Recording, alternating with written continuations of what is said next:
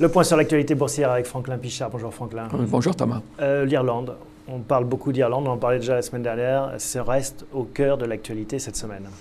Oui, on pensait que le coup était joué, et puis à nouveau l'Irlande, début de solution, et même solution a priori ce week-end, ce qui n'empêche pas lundi les marchés de partir et démarrer en hausse et en milieu de matinée, repartir en baisse. On verra comment ça se passera ensuite, mais c'est vrai que les dettes souveraines reviennent au cœur de l'actualité et sous les projecteurs. Alors pensez-nous par ordre, 85 milliards d'euros, est-ce que ça va régler ce problème irlandais ou est-ce que ça ne suffira pas? Non, ça a priori, ça devrait régler le problème irlandais, puisque le problème irlandais est avant tout un problème bancaire.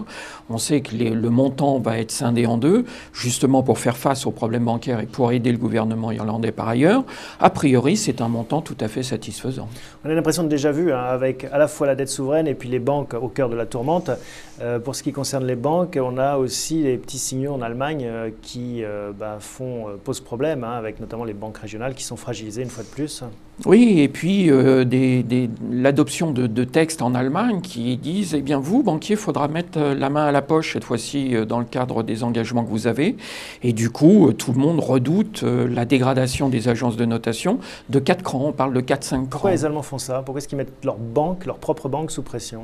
Eh bien, ils ont envie que tout le monde mette à la poche, ils en ont assez d'être les seuls bailleurs de fonds et que c'est une façon aussi d'agir avec plus de discernement. C'est peut-être aussi parce que les hedges dépendent en partie de banques et que c'est une façon de reprendre d'un côté ce que eux gagnent de l'autre. Alors je le disais aussi, le problème de dette souveraine, un peu de soleil avec le Portugal et l'Espagne, enfin soleil si l'on veut, parce que là aussi c'est la prochaine étape, tout le monde le dit, ce jeu de domino, on en est où là sur l'Espagne et le Portugal? Oui, le soleil est voilé quand même dans cette zone-là en ce moment. Mais, alors c'était un peu le feuilleton de la semaine dernière où certains accusaient l'Union européenne de tancer le Portugal, de faire appel aux fonds européens tout simplement pour protéger. Les Portugais qui disent non, on n'en a pas besoin. Le Portugal, au début, disait non, on n'en a pas besoin. Et continue. Comme le disait l'Irlande il y a 15 jours. Comme le disait l'Irlande. Mais c'est vrai que derrière le Portugal, il y a l'engagement des banques espagnoles et que pour protéger l'Espagne, on demande au Portugal de faire également ce nettoyage des écuries. Mais alors, ça veut dire quoi? Ça veut dire que les uns après les autres, on va prendre tous les pays, alors on ne sait pas où ça va s'arrêter,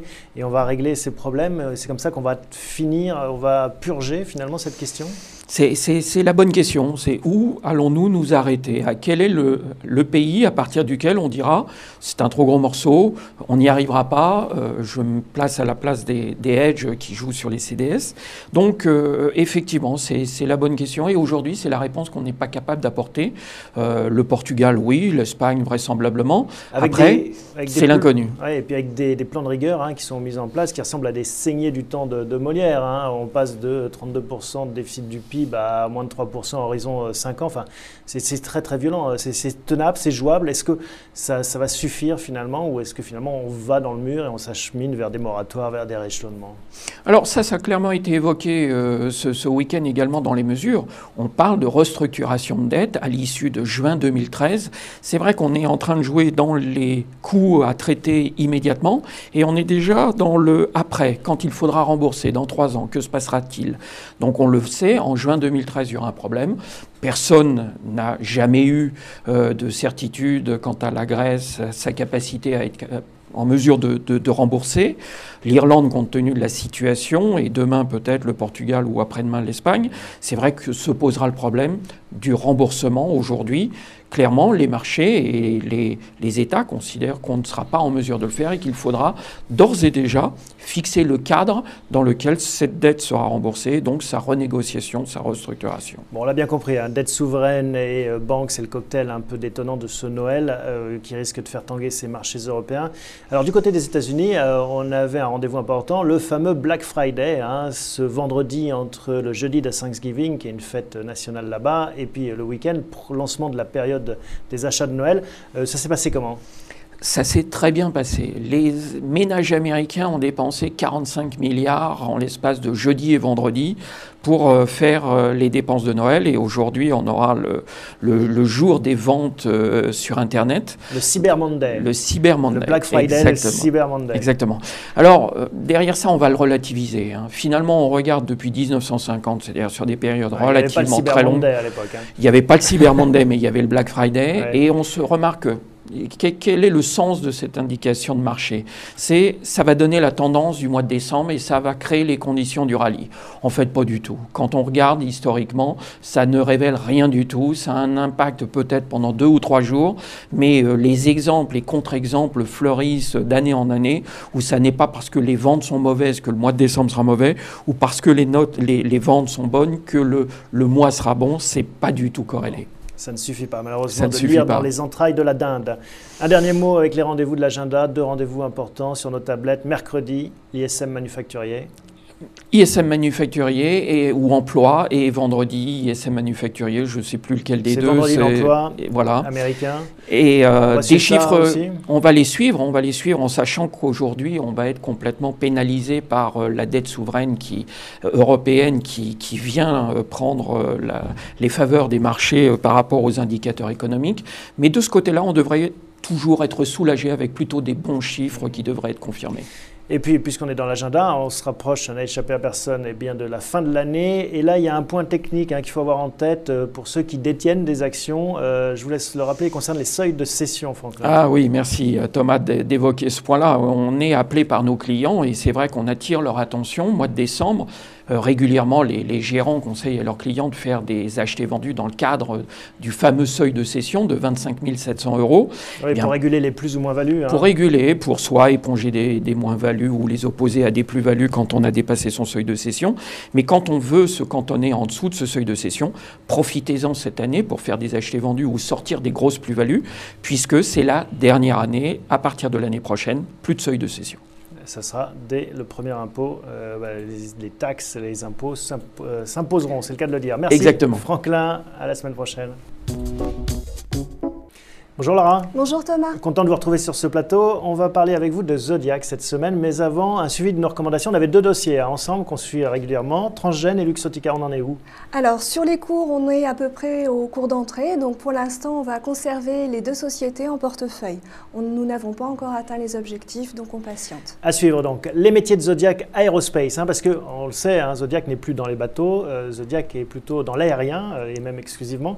Quels sont ces métiers? Alors en fait, Zodiac est spécialisé dans la conception, fabrication, commercialisation de l'équipement aéronautique. Et il faut savoir qu'il a une très bonne place en termes de valeur de croissance puisqu'il est 8 fois numéro 1 mondial. Dans quel métier alors précisément? Alors précisément, on a les avions civils, donc ouais. Numéro 1 mondial sur les sièges passagers, également sur les systèmes donc, sanitaires embarqués. Numéro 1 mondial sur les systèmes de vol, donc au niveau de l'oxygène, du carburant, gestion de la puissance électrique aussi. Et puis numéro 1 mondial dans les systèmes de sécurisation. Donc au niveau des toboggans d'évacuation, au niveau des parachutes et puis au niveau du câblage électrique. Alors ça fait l'actualité justement les armoires électriques. Récemment, il y a eu un incident sur un Boeing. Il y a eu un incident sur un Boeing dont on a beaucoup parlé et qui a fait notamment chuter le cours de l'action Zodiac. Mais il faut savoir que c'était des tests volontaires. Donc c'était sur un vol d'essai, c'était dans des conditions extrêmes et c'était donc un corps étranger dans l'armoire électrique. Une clé de 12 je crois, non? À préciser, tout à fait. À suivre. Quelqu'un avait oublié sa clé. Et donc, ce qui est très positif pour Zodiac, c'est que les systèmes de secours que Zodiac a fournis ont été tout à fait performants. On s'intéresse à cette valeur qui est dans le métier de transport aérien, un métier qui a beaucoup souffert avec la crise. Est-ce que ça va mieux? On en est où là? Ça va beaucoup mieux en fait depuis un an, puisqu'on avait un souci de déstockage, ce qui a valu donc au secteur d'être malmené. Depuis le S2, donc on est en croissance sur ce secteur d'activité. Le trafic aérien est en train de repartir. Il y a beaucoup de commandes, donc la cadence de production est bonne sur Boeing, sur Airbus. Et ça se voit dans les chiffres de Zodiac. Il y a eu les publications trimestrielles la semaine dernière. Voilà, encore une fois dans l'actualité. On est dans l'actualité. Plutôt agréable, plutôt dans le bon sens. Très bien, parce qu'on a 5,2% de croissance sur le résultat net 2009-2010. Ils reconduisent également donc, le dividende de 1 € par action qui avait déjà été détaché le 14 janvier 2010. Ce qui fait un dividende de 2,10% pour cette valeur qui offre aussi un rendement. Alors une valeur dans l'actualité aussi à un autre titre, c'est tout l'épisode de feuilleton autour de Safran qui voulait se rapprocher de Zodiac. Voilà. Zodiac a dit non, nous on préfère rester indépendant. Safran a finalement renoncé. On en est où de ce dossier et des conséquences sur l'action?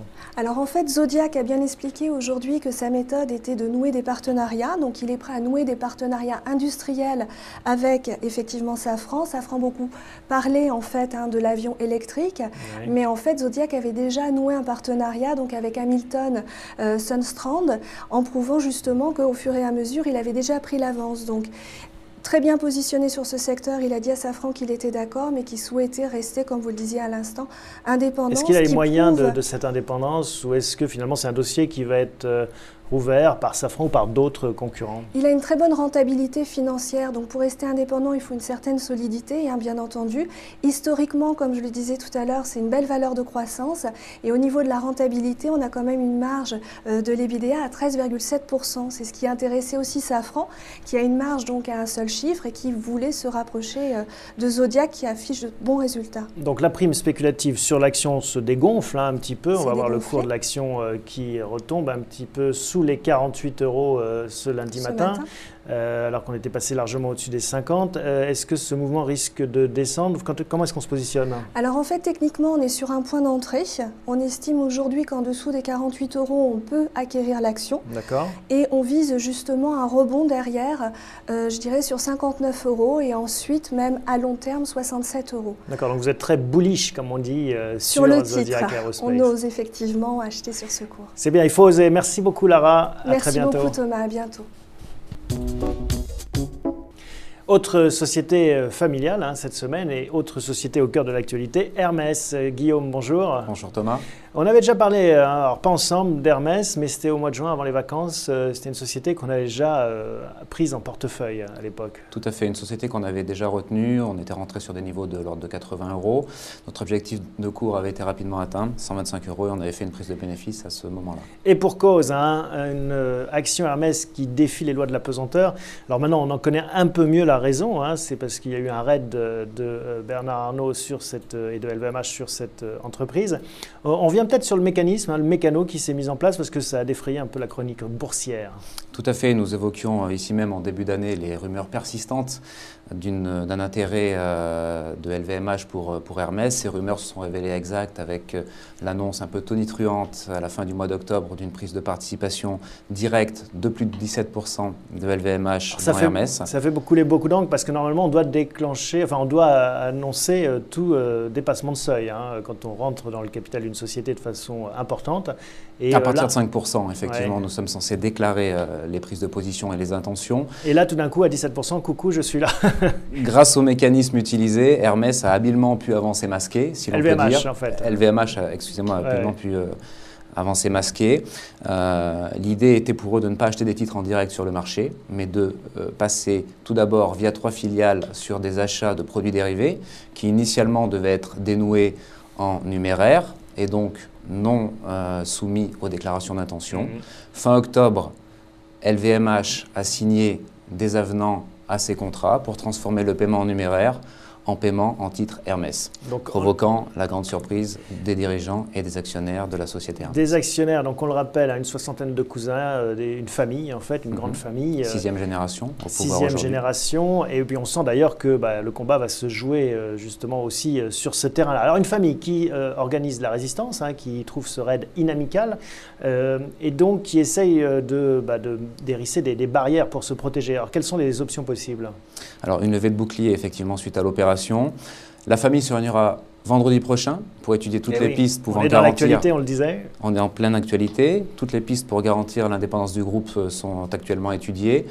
On évoque… À quoi on pense alors, oui? On pense à une holding non cotée qui pourrait regrouper les 73% d'actions familiales. On pense à augmenter la part de l'actionnariat salarié avec des augmentations de capital réservé pour diluer la participation de LVMH et on pense surtout, ce qui nous intéresse en particulier, une vive augmentation du dividende pour couper court à toute velléité de vente de titres de la part de membres de la famille. Oui, parce qu'en fait, les rendements actuels sont assez faibles, de l'ordre de 1% ou en dessous même, et c'est ça qui pourrait créer aussi des dissensions pour des gens qui parfois doivent payer beaucoup d'impôts étant donné la valeur de ces titres, mais qui n'ont pas forcément les revenus correspondants. Exactement, 0,7% de dividende actuel, les concurrents sont plutôt autour avec de 2%. Avec un ISF à 1,8, on fait vite le calcul.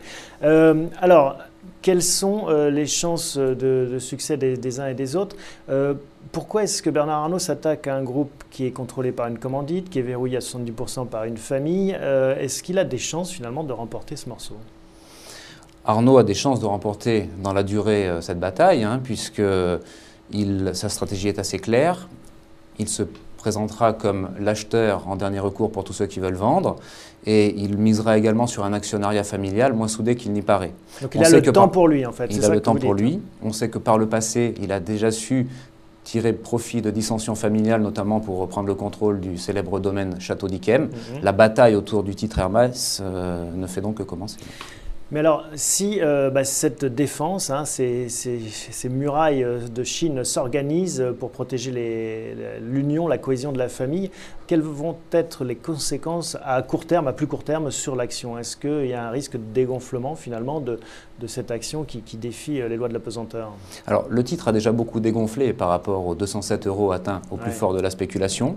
On voit le graphique, on est revenu autour de 145 € même, après avoir dépassé les 200. Ouais. Exactement. Le point technique qui est selon nous de première importance, c'est le dégonflement du flottant de la société Hermès. Ouais. Le flottant, c'est la part des actions restant disponibles au public pour des échanges en bourse. Et mécaniquement, il s'est asséché un petit peu. Mécaniquement, après l'opération de LVMH, ce flottant n'est plus que de 10%. Un flottant aussi restreint entraînera de fortes variations de cours, comme on l'a vu à court terme, mais pour nous, ça continuera. Ce qui veut dire que toute pression à l'achat serait susceptible à nouveau d'entraîner une violente poussée du titre, indépendamment de ses fondamentaux. Donc vous pensez que l'action va monter à moyen terme. La question, c'est à quel prix on rentre à court terme? Le prix d'entrée, donc nous observons avec intérêt le reflux récent du titre et nous profiterons de tout retour sur la zone des 130-135 €, qui est une zone technique de premier ordre, pour revenir à l'achat sur le titre avec un objectif sur fond de spéculation grandissante de 170 € à court terme. D'accord, on achète à 130 et on vise les 170 €. C'est Exactement. très clair. Merci beaucoup Guillaume. Merci à vous. À bientôt. À bientôt.